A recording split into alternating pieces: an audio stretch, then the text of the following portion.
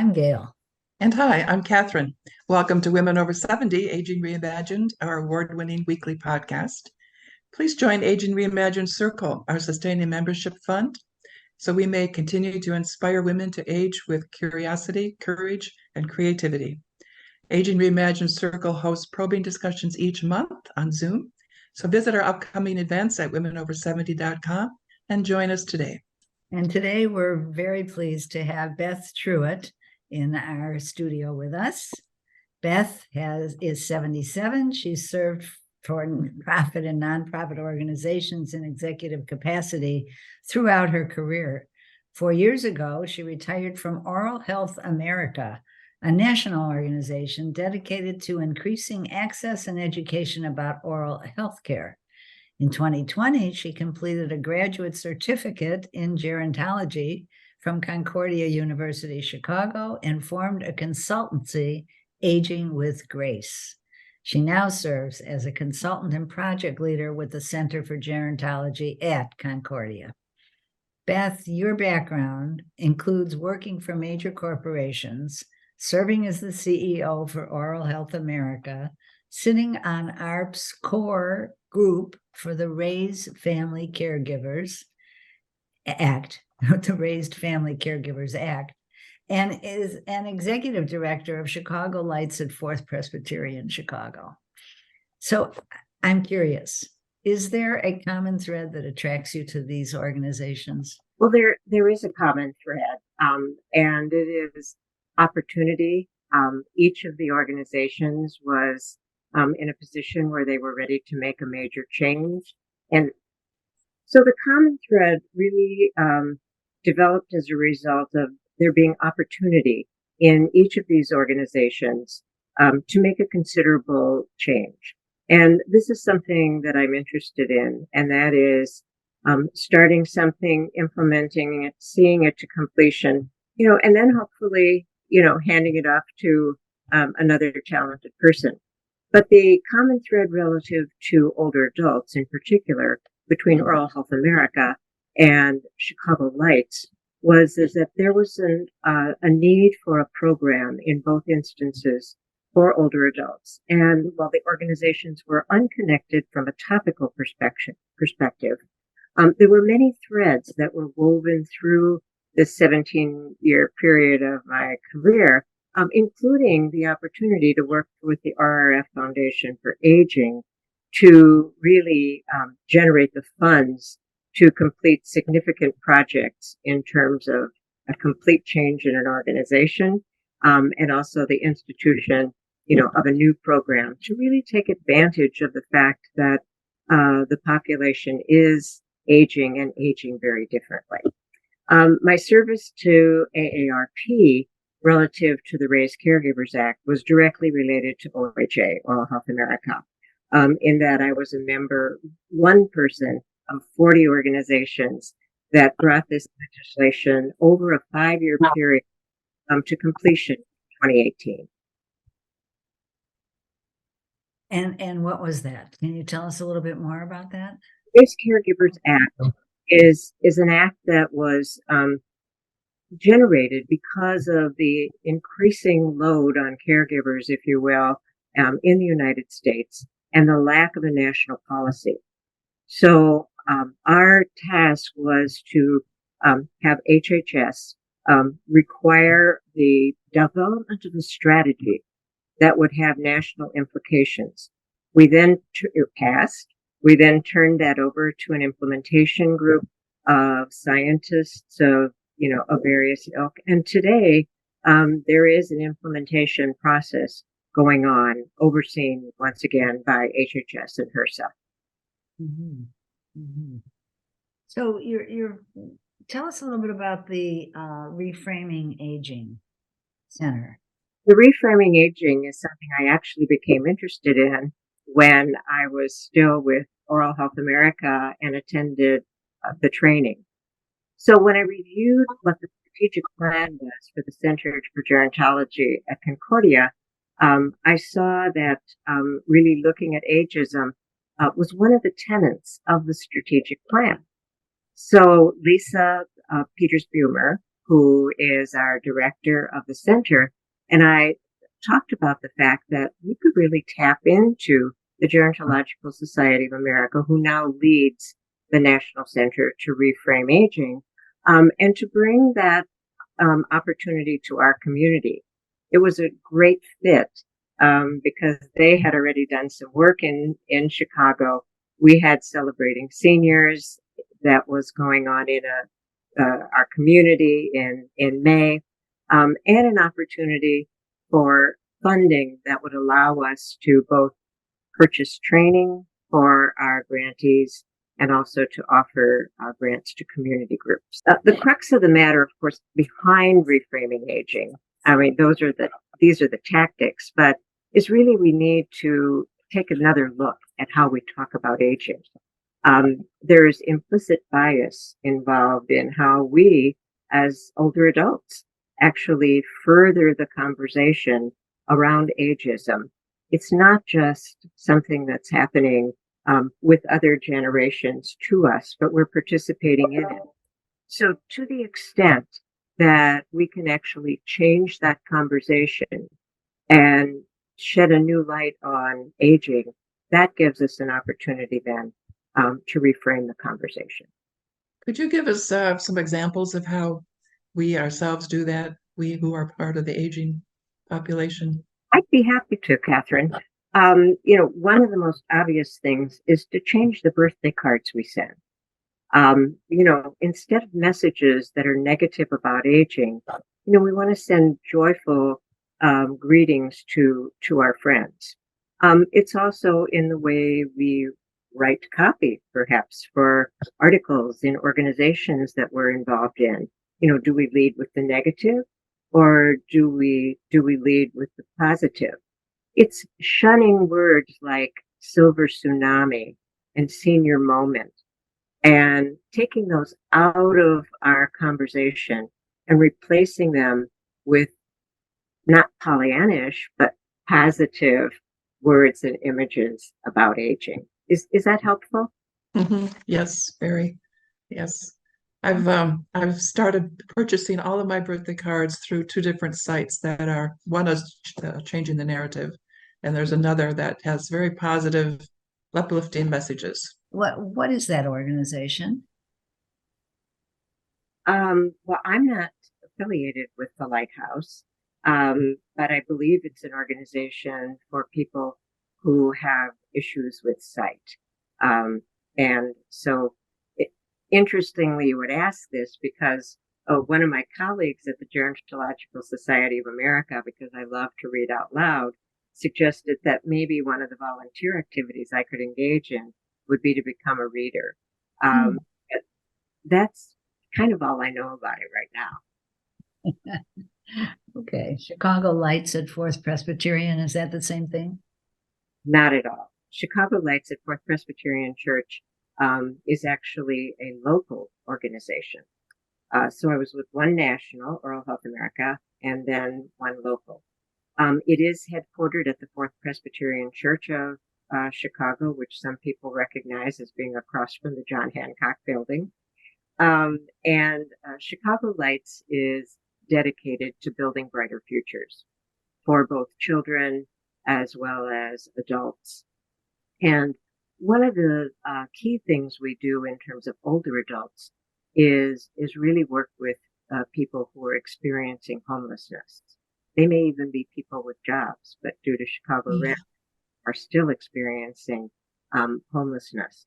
So we're offering case management as well as some of the charitable types of services, housing vouchers, and we'll be engaging in a major affordable housing project in the future. Wonderful. Yes. How did you decide that gerontological work was what you wanted to do?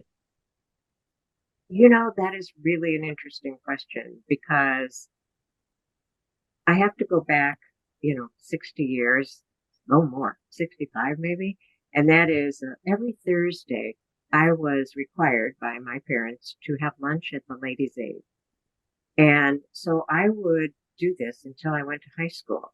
And so I had many conversations with older people and really always felt warm. But I didn't have grandparents. And I spent a number of years really focused on the corporate business. But then the opportunity came about to, with these two programs I told you about earlier at Chicago Lights as well as Oral Health America. And when I retired in 2019, I thought, there's so much more to gerontology than what I've been able to gain as an oral health executive. And so I decided to go to Concordia. And it ended up being serendipitous because who doesn't want to go on school online during the pandemic? I didn't know that in May of 19 when I enrolled. I thought I would ride my bike to school because I live near the campus. But as it turned out, it was a great choice. In December of 2020, I completed my work and then was invited to continue with the university. But the interest really developed first as a child and then emerged again later in life. And now I see it as a place to be because I think if we can be advocates for our own generation, that's an opportunity. And just like I was an advocate in my 20s and 30s, now here's a new opportunity. I like the way that you phrase that, to be an advocate in our own generation, which is, really what Women Over 70 is all about, that we are advocating for our own generation. And why Concordia? How did that happen? Well, first of all, every time I've changed careers, I've gone back to school. My daughter wisely told me that she didn't think I'd ever be very good starting at the bottom again, that I needed to have an opportunity to be somewhat in charge.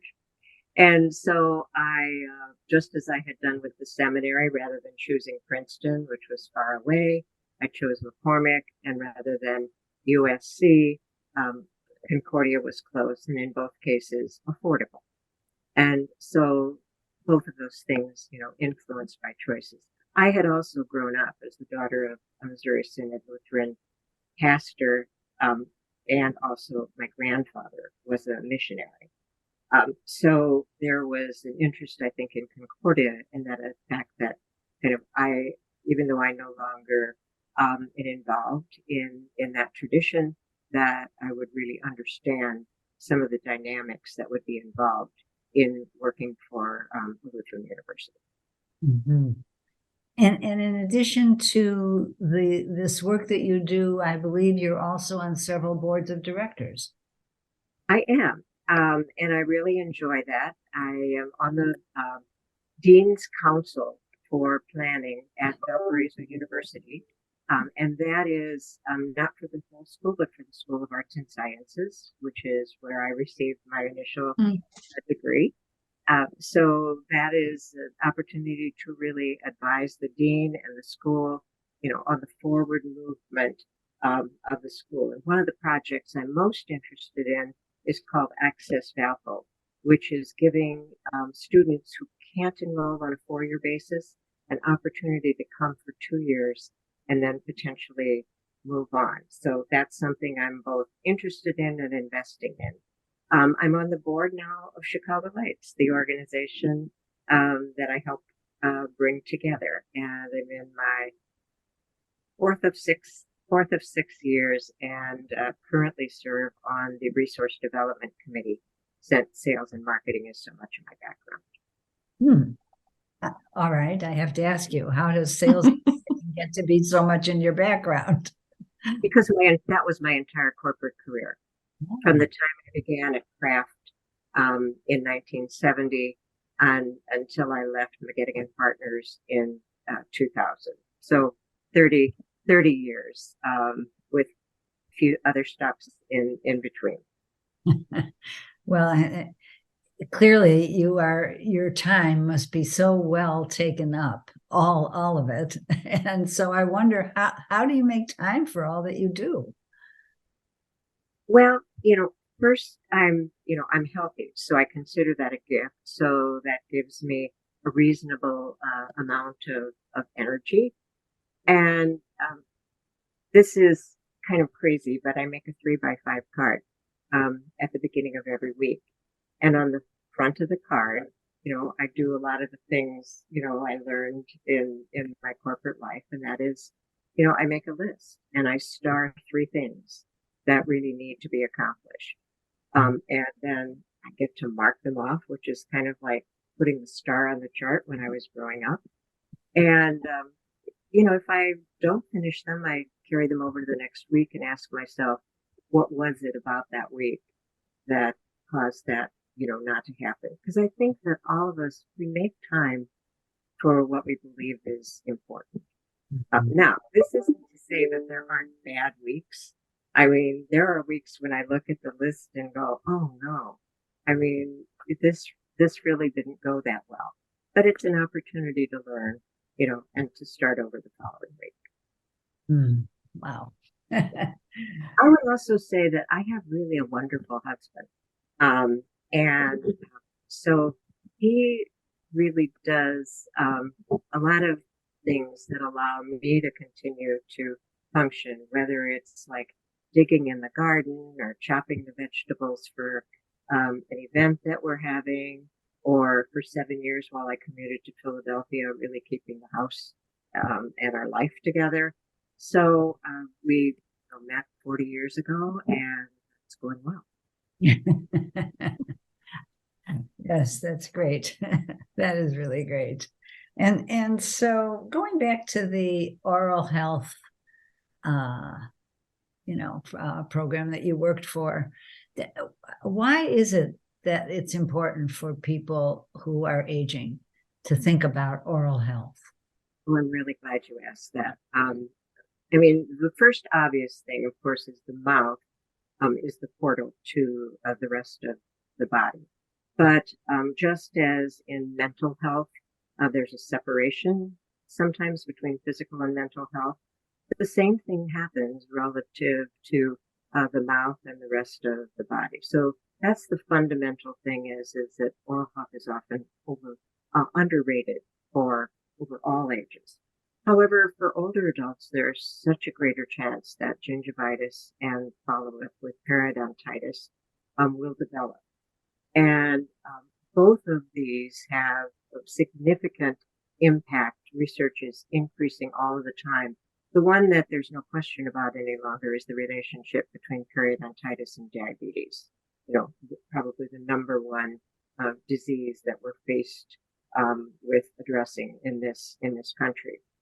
There's also a strong association with heart disease, and now additional research is showing that there are also some possibilities, which I've believed for a long time, between plaque in the brain and plaque in the mouth. So as we age, it is increasingly important that we pay attention to our oral health. And of course, it's difficult, especially if you're without resources, because oral health is not included in Medicare. There are some plans that are included in Medicare Advantage, but I think only the Build Back Better bill passed, because finally oral health would have been covered in Medicare along with vision care. And that's quite an issue for a lot of older citizens to be able to afford to pay for oral health. Right. Yeah. And as a matter of fact, I'll give you an example of how this is a problem for people without adequate resources. At Oral Health America, we were working with the Chicago Housing Authority, the service providers that were oversee any public housing building. And they were losing residents because the residents didn't have good dentition. And without good dentition, they had poor nutrition. Without poor nutrition, they became frail and couldn't continue to rent their apartments. So the implication for the social determinants of health is really significant, and it can't be underrated as a health and also a civil issue. Yes. Yes. I'm curious about the advancements in research and what's being known now about the importance of oral health. I assume that's being taught in dental schools and continuing dental education. Do you know what's going on in that arena? Oh, there is no doubt that it's being taught in our 57 dental schools around the country. Um, but there has been a separation between medicine and dentistry back to the time when dentists began as barbers. And so the medical and dental community, I would say I'm seeing more promising signs now um, than I saw during my entire career at Oral Health America, that more schools are combining a dental school within the medical curriculum rather than separating them. So I think that I think things are going in the right direction from an educational perspective. But as you know, Catherine, as an educator, um, getting curricula to change in nursing schools, in medical schools, and in the schools that need to connect with oral health, Mm-hmm. a bit more challenging. Yes, yes. I'm happy to hear you say it's going in the right direction. My mother is 97, and she's very proud that she still has her own teeth. And especially because when she was growing up, she said they never even brushed their teeth. They never saw a dentist. And so we joke about her because she is so incredibly careful about caring for her oral health at this age. You may stay here for a long time, hopefully. Let's hope so.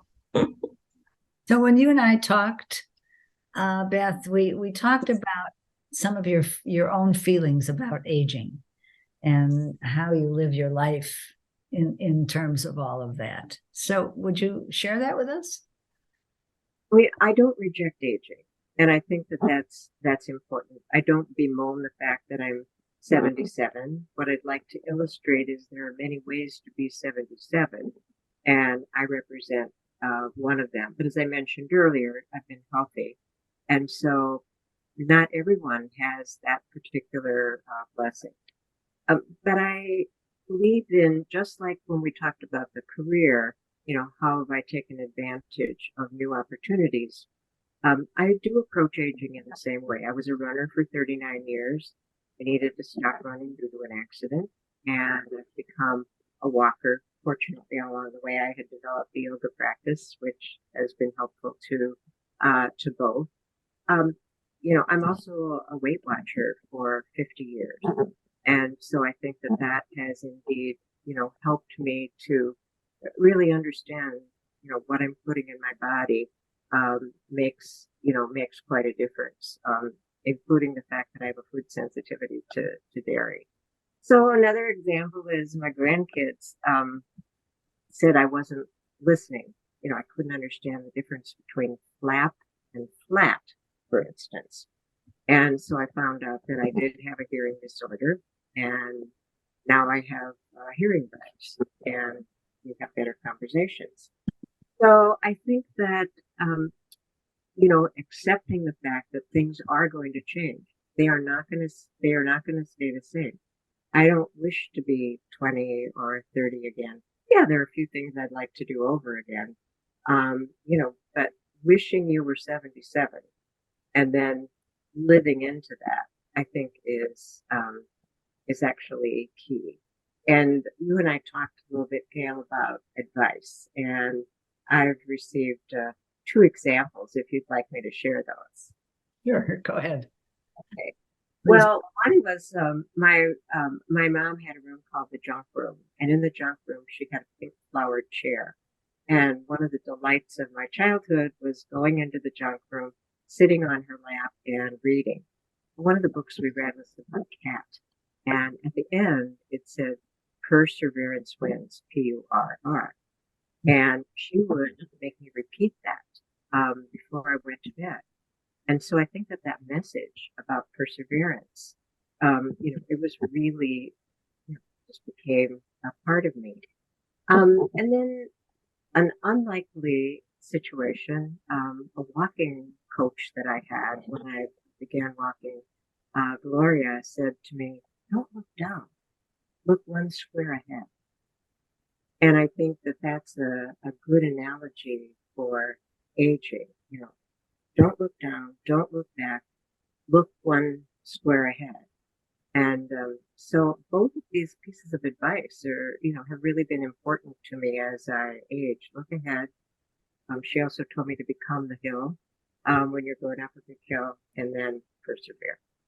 I wanted to know what she meant by that. Become the hill. Well, when you when you're like I was training for San Francisco, so we got to say that there are a lot of hills there. Okay. But what she was saying is that don't slump over, don't get in some strange position to make the hill. Become the hill. And she said that's the way you get up to Fort Mason. And so it became an analogy for me that was more than just become the hill. It became an analogy for become the hill when other obstacles are in your way. It's a great analogy. It is. Yeah. I have been a lactose intolerant my entire life. And so I understand dairy allergies and it reminds me of having the last laugh, because not eating dairy is really very good for my health. And it's easy to do that, right? When you have an allergy to it. So yeah. So very interesting, Beth. And tell us, what are you thinking about now in terms of your work at Concordia, and what are you looking ahead to? Well, I have 3 exciting projects at Concordia, and I'm not looking to take on any more right now because I do not want to work full time any longer. But I have the Reframing Aging project, which we discussed. Also, I have the project that I began when I started consulting with Concordia, and that is a specialist in aging ministry program, which is to train people in congregations, synagogues, probably the Abrahamic faiths, to actually create lay ministries. Because what often happens is you have people focused on youth, but they're not focused on older persons. Mm-hmm. Finally, regenerating an idea that comes out of, once again, Concordia, the Center's strategic plan. We are an age-friendly university, a movement that began at Dublin City College, Arizona State, and Strathclyde in Glasgow. And so there are 10 principles of becoming an age-friendly university, and one is to really make it possible for intergenerational education. So our 55 plus program, it's something Concordia had on paper, but really hasn't, put into motion for a long while. So working on that. So those 3 projects, they're varied, and there's always something happening in one of them. So what I do hope is that the center will continue to grow, that we will be important to the community as well as to national organizations, which is why I continue to apply and hopefully be accepted, as a speaker. It is my community, and it has been by and large my community since 1972. So I'm committed from that perspective. I'm committed from a subject matter perspective. And I really want to keep my brain going. I'm sorry, you really like what? What did you say? I really want to keep my brain active. Keep your brain, yes. And what you said earlier was you like to make change happen. You like to be involved in bringing things forward. So it sounds like you also are one of those lifelong learners. Oh, yes. One of them. Catherine, I have now stopped saying that I'm never going back to school because I've said it twice and I've gone back 4 times, so I'm not saying it anymore. And where is Concordia located? It's located in River Forest, which is a western suburb, about 15 miles from Chicago. Okay. It's in my backyard of Oak Park. And I've, I am, of course, in Oak Park as well, between Division and Berkshire. Yeah. Okay. Well, Thank you so much. This is really fascinating. thank you, Beth. Thank you for the opportunity. I really appreciate it, and I am working on getting you some additional names for the future. And Wonderful. and I also thank you for your recent email, Gail, about the future of women over 70. Thank you. Oh, and listeners, thanks to your loyalty, our numbers are growing all across the country and overseas. And this, of course, is a good thing. We still need more subscribers. So you can subscribe on our YouTube channel, Women Over 70 Aging Reimagined, or wherever you find our podcasts. And please join us in changing the conversation about women aging. We'll see you next time.